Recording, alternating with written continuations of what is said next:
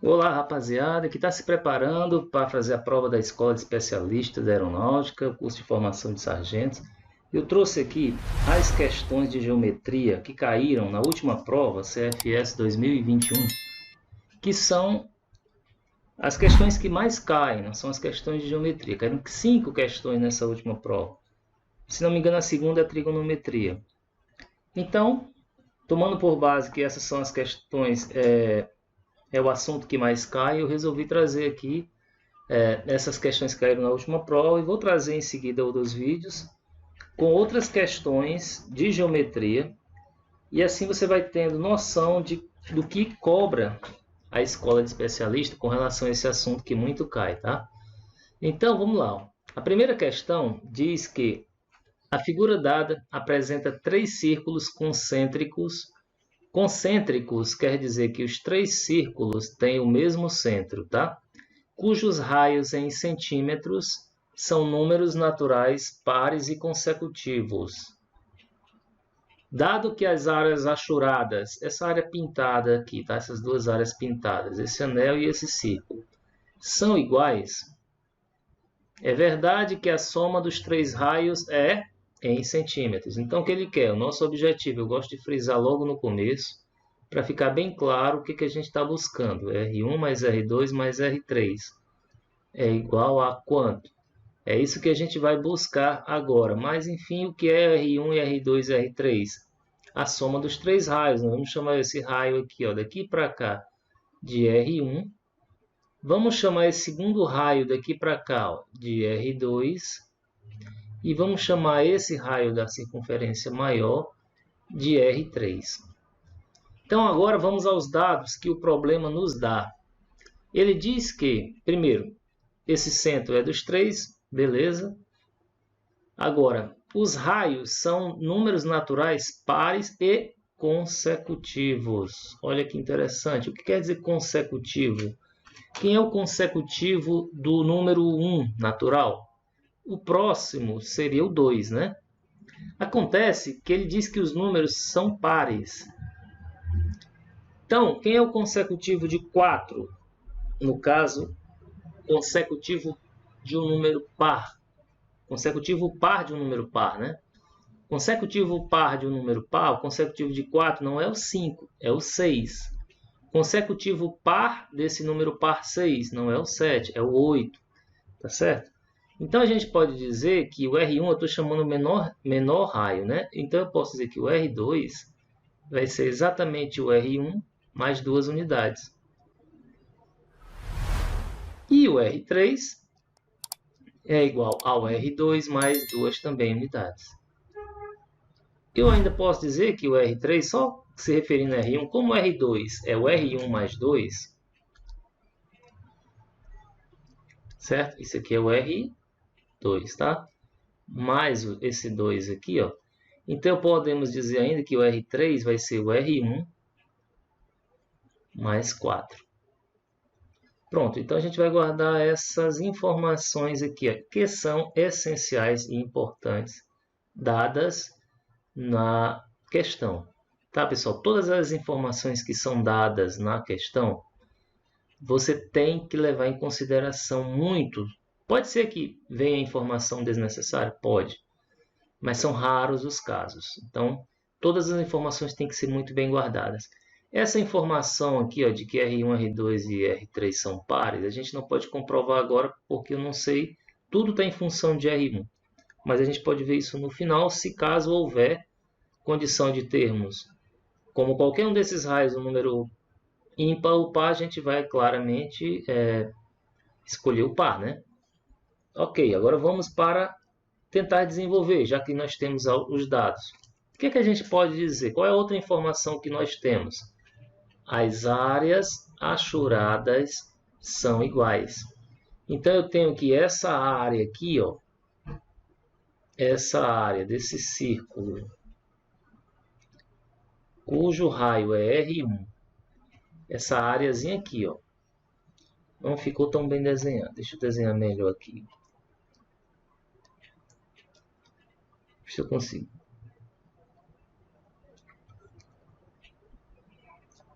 Bom, essa área R1 com essa outra área aqui, ó.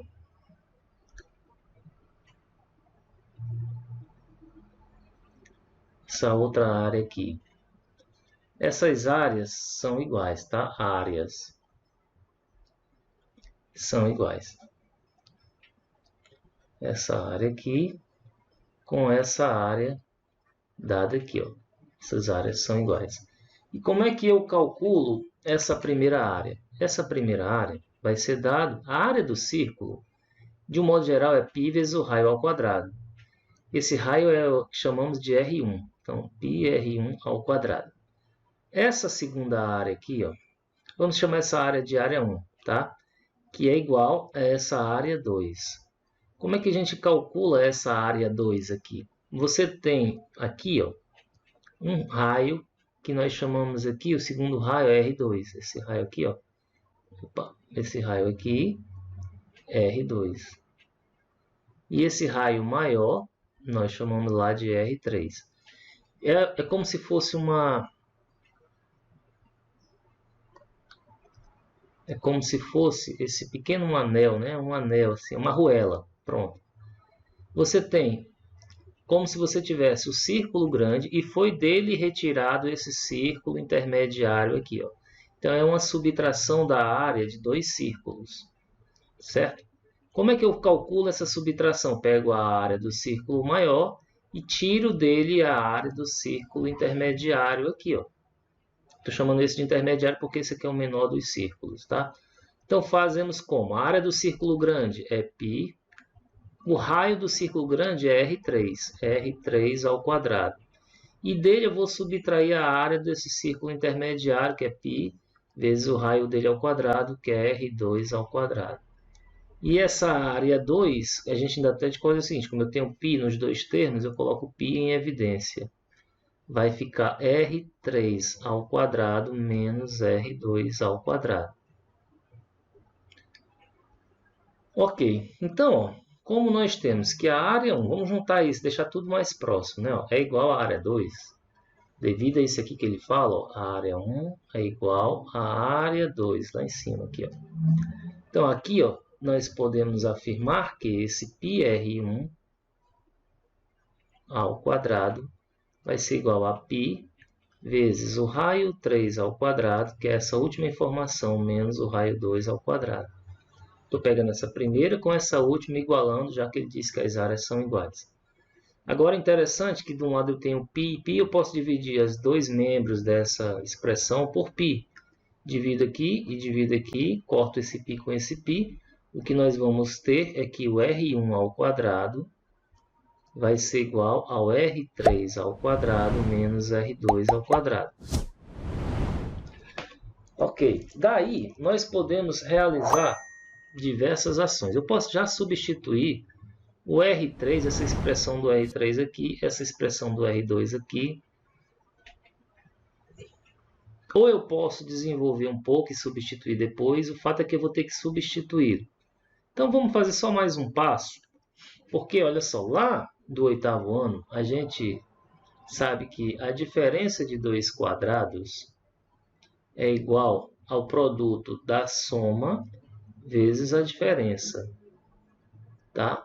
Então, aqui eu vou usar isso. Aqui eu tenho a diferença de dois quadrados. Então, eu posso dizer que R1 ao quadrado é igual ao produto.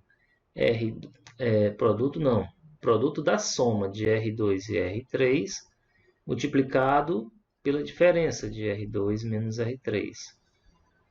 Tá, eu sei o valor de R2 e eu sei o valor de R3, que estão ali em cima. Então, eu tenho que R1 ao quadrado vai ser igual a R2, aliás, R1 mais 2, R1 mais 2, mais o R3, R1 mais 4, R1 mais 4. Na segunda, R2, R1 mais 2, menos o R3. Quando eu digo menos o R3, pessoal, eu vou fazer menos R1 mais 4. Que isso aqui vai dar menos R1. Esse menos multiplica tanto o R1 como o mais 4. Né? Menos, então troca o sinal de todos. Como todos são positivos, todos ficarão negativos. Então, menos R1 menos 4. R1 menos R1 já zera. Então, olha, repetindo aqui embaixo. R1 ao quadrado será igual a... Nessa primeira parte, eu terei R1 mais R1, 2 vezes R1. Mais 2 mais 4, 6. Aqui, só vou ter que 2 menos 4 dá menos 2.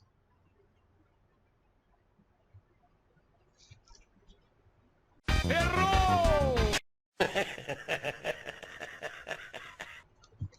Deixa eu só corrigir aqui, pessoal, um erro que houve, porque aqui a ordem é R3 menos R2. E aqui eu troquei, tá?